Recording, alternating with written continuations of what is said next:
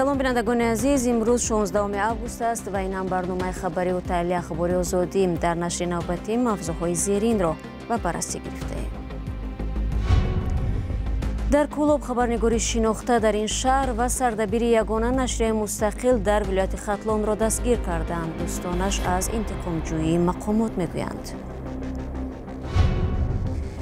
то охири умр ба касбу ҳунараш содиқ монд. Заурдахте, акос ва филмбардори шинохтаро дар оромгоҳи Шоҳ Мансур ба хок супурданд. ҳама мераванд. мехоҳам гӯям ки бо марги мардони ҳунар сайёра холӣ мешавад. сайёра холӣ шуд. куштани сагҳо бераҳмист. бояд роҳҳои дигарро истифода бурд. дар шаҳри Бохтар маҳви сагони бесоҳиб идома дорад. ин сагҳоро бояд ҷамъ кунанд, мондошта кунанд ва як ҷоба хубӣ кунанд. аммо шурӯъ мекунам аз як хабари дигар. додгоҳи басмании Москав бо дархости кумитаи тафтишотӣ муҳлати ҳабси 4 зодаи Тоҷикистонро ки ба ҳамла дар толори Крокус-Сити гумонбар мешаванд, бо 3 моҳи дигар дароз кард. дар ин бора хадамоти матбуотии додгоҳҳои умумии Москав бо нашри аксунавор дар саҳифааш дар Телеграм хабар додааст. با حکم دادرس محمد صابر فایزов، دلیرجان میرزویف، مرادعلی رجبالیزاده و شمسدین فریدون تا 22 نوامبر در حبس میمونند. حمله به کروکوس-سیتی در نزدیکی مسکو در شب 22 مارت امسال صورت گرفت. مقامات روسیه گفتند در این حادثه 144 نفر جان باخته، بیش از 500 کس آسیب دیدند. 4 شهروند تاجیکستان در صادر کردن آن متهم میباشند. هرچند شبهه در این باره بسیار زیاد است. بر اساس این پرونده در مجموع 18 نفر بازداشت شدند. 12 کسی آنها از تاجیکستان هستند و 1 نفر از قرقیزستان. заурдахте акос ва филмбардори шинохтаро ки дирӯз дар пай як садамаи нақлиёти ҷонбохт ба хок супориданд. заурдахте дар таҳияи садҳо филмҳои бадииву мустанад ширкат кардааст. ӯ аз ҷумлаи таҳиягарони рустаму суҳроб яке аз маъруфу маҳбубтарин филмҳои сохтаи тоҷикистон буд ва дар муаррифии кишвар дар хориҷ ҳам саҳми зиёд гузоштааст. алишер зарифӣ ва бароид юсуфӣ дар маросими видо бо ӯ иштирок доштанд. маросими видо бо заурдахте, акос ва филмбардори шинохта дар назди манзилаш баргузор шуд. ӯ рӯзи 15 август дар як тасодуфи нақлиётӣ дар роҳи Варзоб ҳалок шуд.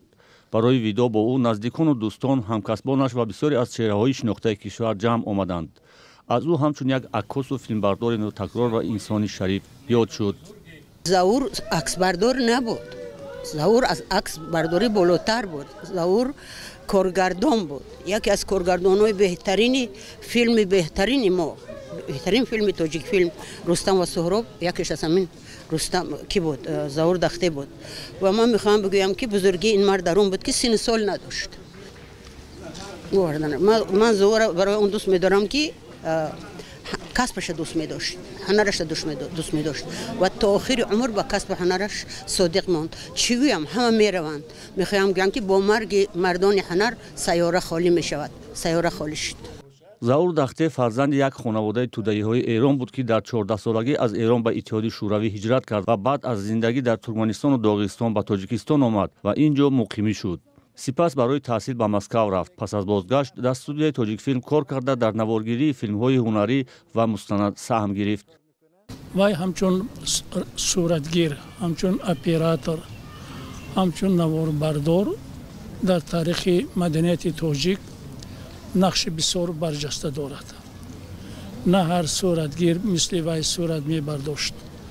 на ҳар касе ки дар кино ҳамкорӣ кардааст мисли вай равшан зиндагиро дида метавонист. заурдахте наворбардори филми рустам ва суҳроб буда барои комёбии он талошҳои бузург кардааст. вай ҳамчунин бо садҳо асари аккосии худ дар чин, ҳиндустон, ҷопон, фаронса, олмон ва кишварҳои дигар зебоиҳои Тоҷикистонро ба намоиш гузоштааст. то бознишастагӣ 13 филми бадеиро ба навор гирифт ва чанд филми мустанад сохт. бо вуҷуди боло будани сину солаш то рӯзҳои охир бо студияи Тоҷикфилм ва расонаҳо ҳамкорӣ дошт. соли 2023 дар доираи фестивали байналмилалии душанбе тоҷи сомон мо намоиши аксҳои устодро дар худи дохили Тоҷикфилм баргузор кардем ки садҳо нафар меҳмонон аз хориҷи дуру наздик ва аз худи Тоҷикистон ин аксҳо тамошо карда баҳра бурданд. заурдахте 3 рӯз қабл аз зодурӯзаш дар синни 88 солагӣ даргузашт. ҷанозаи ӯро дар оромгоҳи қадимии маъруф ба қабристони русҳо дар душанбе ба хок супурданд. رو می‌آوریم به موضوعهای دیگر. مقامات انتظامی در ولایت ختلان احمد ابراهیم یکی از روزنامه‌نگاران شناخته و رهبر نشریه مستقل پایک را دستگیر کردند. یک منبع در نهادهای انتظامی به رادیو آزادی گفت روزنامه‌نگار روز 12 آگوست در محل کارش در شهر کلوب دستگیر شد و تا حالا در بازداشتگاه است. او با پیشنهاد رشوه به یک کارمند دولتی متهم می‌باشد. دوستان کلوب با ضد او بر طبق ماده 320 کدکس جنایی یعنی دادن پاره پرونده جنایی باز کرده است. به قبل مصاحبه رادیو آزادی که نخواست نامبر شود، احمد ابراهیم برای تمدید پروانه یا اجازتنامه کار پایک یگانه نشریه مستقل در ولایت ختلان به یک مقام رسمی پول پیشنهاد کرده است. مقامات رسمی درباره بازداشت خبر ندادند. دوستان احمد ابراهیم میگویند که بازداشت او نقشه تحریزی شده مقامات است که خواستند از همین راه برای مقاله های تنقیدیش از او انتقام بگیرند.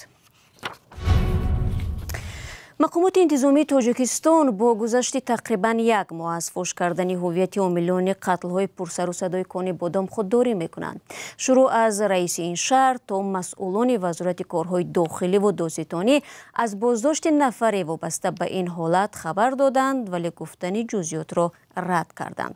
ساکنان منطقه و مجران مهنتی با نگرانی بارها طلب کرده بودند که مقامات عاملان کشتار را آشکار کنند و مجازات بدهند.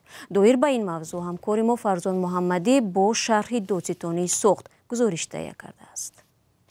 شومی 29 می سال 2024 دادستانی ولایت سوخت در نشست خبری به روزنامه‌نگاران بعضی جزئیات کشتار پرسر و صدای کان بادام را آشکار کرد. فرقت خواجه‌زاده گفت که از 5 جنایت مدهش 3 تایش را افشا کردند و 2 تای دیگر در حال بررسی اند. ولی او هم شخصیت گمانبر کشتار 2 خانواده دهه سنجیدزار را افشا نکرد. این جنایت هم آشکار کرده شده است. بنابر برای معین کردن و دستگیر کردن هممسلکان این شخص گمانبر ما از بگیم پر شرح این موضوع پر شرح این جنایت انا خودداری میکنیم. از این پیش عبدالرحمن علمشاهزاده معاون اولی وزیر کارهای داخلی روز 8 آگوست در نشست مطبوعاتی کشتار چند عضو 5 خانواده را در این شهر قتل‌های مقرری نامید. او در پاسخ به سوال خبرنگاران گفت اینجا هیچ هنگامه‌ای نبود و اکثر کشتارها در زمینه مناقشه خانوادگی صورت گرفته است. ولی علمشاهزاده نیز عاملان کشتار عائله احمدوفا و ابراهیموفا را نام نبرد. این در حالی است که ساکنان کان بادام میگویند کشتارها به هم مانند بودند و آشکار نشدن قاتلان باعث واهمه در همه منطقه شد. مردم با اشیاء خانگی مسلح شدند و شبها نوبتداری میکردند. میگفتند مقامات آنها را تنها گذاشتند. من شخصا به حیث معاون اولی وزیر به جای حادثه رفتم و تمام اهل زیای شهر کان بادام را جمع کرده در 2 جماعت پرره وابسته به حالتهای کشتار من برآمد کردم. تمامی معلومات را دادم، یعنی مردم با خبر است از معلومات. این هم در حالی است که از زمان نخستین واقعه تا حالا وزارت کارهای داخلی تاجیکستان درباره این قتل‌ها خبر یا شرح نشر نکرده بود. منبع‌های رادیو آزادی آخر ماه ایول از بازداشت شدن یک نفر در پیوند به سلسله قتل‌ها خبر دادند و نام و ملیت آن را نیز آشکار کردند. فرزان محمدی، رادیو آزادی شهر کان بادام. شما برنامه اخباری رادیو آزادی را تماشا دارید. ماه اکتبر امسال اجازتنامه فعالیت مکتب سامانیان یگانه مکتب مخصوص برای مهاجران و پناهجویان افغانستانی در دوشنبه به پایان میرسد.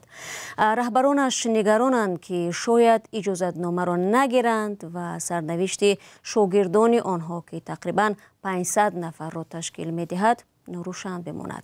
برادی صوفی و ارشاد سلیمانی این موضوع را پیگیری نمودند. سنا حیدری ختم کرده مکتب سامانیان برای مهاجرین و پناهندگان افغانستان در دوشنبه است که سرنوشت نامعین مکتب او را نگران کرده است.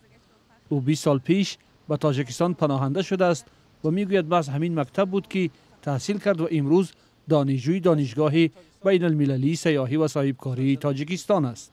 قسمی که در افغانستان طبقه اوناست، یعنی بی سواد ماندن، اینجا هم قسم میشه.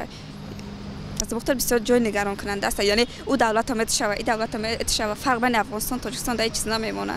از مختلف ما امیدوار هستیم، ما امید داریم از جمهوری تاجیکستان، از وزارت معارف تاجیکستان که بر ما همیشه کمک یوری کنند. مکتب سامانیان در سال 2001 با شرطنامه رسمی میان وزارت‌های معارف تاجیکستان و افغانستان همچون تعلیمگاه فرزندان کارمندان سفارت تأسیس یافته بود. تا زمان سقوط جمهوری اسلامی افغانستان به دست طالبان، در آن فرزندان مهاجران و پناهندگان افغانستانی تحصیل می‌کردند. حالا پس از 23 سال این مکتب برای دوباره گذشتن از اتستاسیون و اکریدیتاسیون نهادهای مربوطه تاجیکستان دچار مشکل شده است. یکی از مشکلاتش در سمت سندهای معیاری حقوقی که باید پیشنهاد شود. ظاهر اخبر سفیر حکومت پیشین افغانستان در دوشنبه که حالا مکتب در قرارگاه این سفارت است، در یک صحبت بدون میکروفون مشکلی مکتب سامانیان را حل شونده خواند. اما دیرکتور آژانسی نظارت در ساحه معارف و علمی تاجیکستان گفت آنها برای حل مشکلی مکتب به سفیر پیشنهاد دادند. ما یک پیشنهاد خوب کردیم و یا به همه چیز تو هنوز به موافقه نرسیدیم. ما پیشنهاد کردیم که فعالیت مؤسسه تحصیلات عمومی در دوره طلبات استانداردهای دولتی تحصیلات جمهوری تاجیکستان برآورده شود. و این چیز هنوز قبول نکردیم. برنامه تعلیمی، نقشه‌های تعلیمی را پر موافقه کنیم باید. در اون حالت این مشکلی از بین میره. صرف نظر از تقدیر ناروشن آینده، استادان این مکتب با این امید که قضیه مثبت حل می شود مشغول پذیرفتن دانش آموزان نو هستند. بعد از سقوط افغانستان به دست طالبان این مکتب با مشکلات مالی روبرو شده بود. تا این وقت پول اجاره مکتب را وزارت معارف جمهوری افغانستان می پرداخت. تا نوروز امسال سفارت ایالات متحده آمریکا در دوشنبه پول 2 ساله اجاره آن را پرداخت، اما بعداً به دلیل قرضداری صاحب ملک بینا دروازه مکتب را مهر زد. تا سال گذشته مکتب سامانیان 260 دانش آموز داشت. امسال با زیاد شدن تعداد پناهندگان و مهاجران افغانستانی شماره آنها از 400 نفر گذشته است.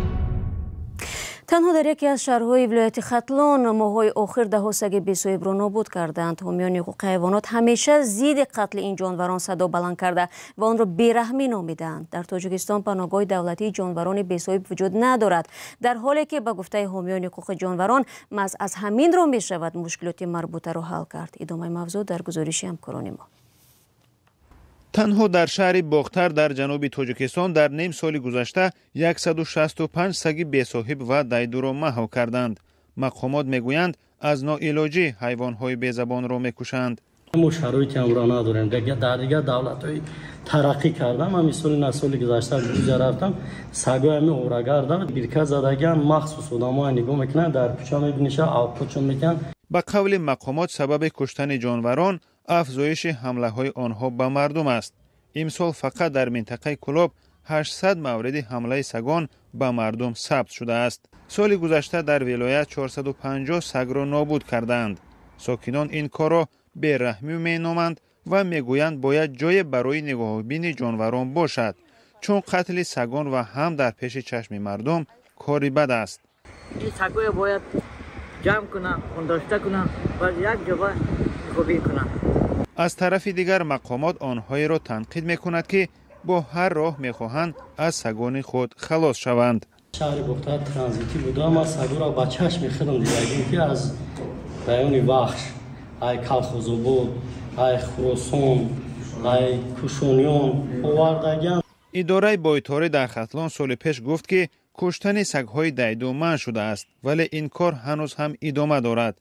حالا به تدریج به سگ‌ها شناسنامه می‌دهند تا شماره سگ‌های دایدو کم شود. در یک سال اخیر به 100 سگ که صاحب داشتند شناسنامه دادند. ده‌ها سگ دیگر را برای امین نگه داشتن از بیماری خطرناک هاره واکسین زدند.